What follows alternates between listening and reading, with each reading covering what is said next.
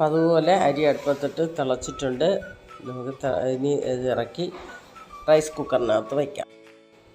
അപ്പോൾ അരി തിളപ്പിച്ച് റൈസ് കുക്കറിൽ വെച്ചിരുന്നു. ഇതൊന്ന് അടുപ്പത്ത് വെച്ച് കൊടുക്കാം. ഇന്നത്തെ കാപ്പി ക്യാരറ്റ് പുട്ടാണ്. അപ്പം നമുക്ക് കുറ്റിയിലോട്ട് അരി വെച്ച് കൊടുക്കാം.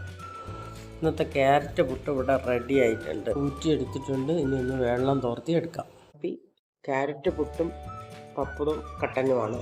അപ്പോൾ പപ്പടം അതുണ്ട്. അപ്പോൾ ഇതാണ് ഇന്നത്തെ ഇവിടുത്തെ കാപ്പി. നമ്മുടെ ഉച്ച ഊണിന് മുരിങ്ങയില തോരനാണ്. അത് മുരിങ്ങയില ഞാൻ ഇറുത്ത് കഴുകി വൃത്തിയാക്കി എടുത്ത് വെച്ചിട്ടുണ്ട്. ഇത് ഇല ഒന്ന് അരിയണം. നമുക്ക് സവാള ഒന്ന് കൊത്തി അരിഞ്ഞെടുക്കാം. മീൻ ഇന്ന് മത്തിയാണ്. നമുക്കതൊന്ന് വെട്ടി കഴുകിയെടുക്കാം. മത്തി ഞാനിവിടെ വെട്ടിയെടുത്തിട്ടുണ്ട്. ഇതിനെ നമുക്കൊന്ന് മസാലയൊക്കെ തേച്ച് വയ്ക്കാം. ഇതിലേക്ക് വെളിച്ചെണ്ണ ഒഴിച്ച് കൊടുക്കാം. ഇതിലേക്ക് കുറച്ച് കടുക് ഇട്ട് കൊടുക്കും. ഇതിലേക്ക് ഞാൻ ഒരു മീഡിയം സവാളയാണ് എടുത്തിട്ടുള്ളത്. അരിഞ്ഞ് വെച്ചിട്ടുണ്ട്. അത് ഇതിലേക്ക് ഒരുപാട് മൂക്കണ്ട് അരിഞ്ഞ് വെച്ചിരിക്കുന്ന മുരിങ്ങയില ഇട്ട് കൊടുക്കാം.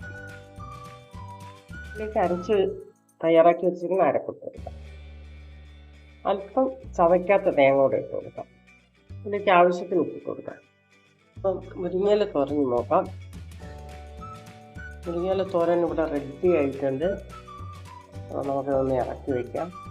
ഒന്ന് ഇറക്കി വയ്ക്കാം. ചൂടായിട്ടുണ്ട്. ഇതിലേക്ക് വെളിച്ചെണ്ണ ഒഴിച്ച് കൊടുക്കാം. ഇതിലേക്ക് കുറച്ച് കറിവേപ്പില ഇട്ട് കൊടുക്കാം. ഇതിലേക്ക് നമ്മൾ മത്തി ഇറക്കിയിട്ട് കൊടുക്കാം.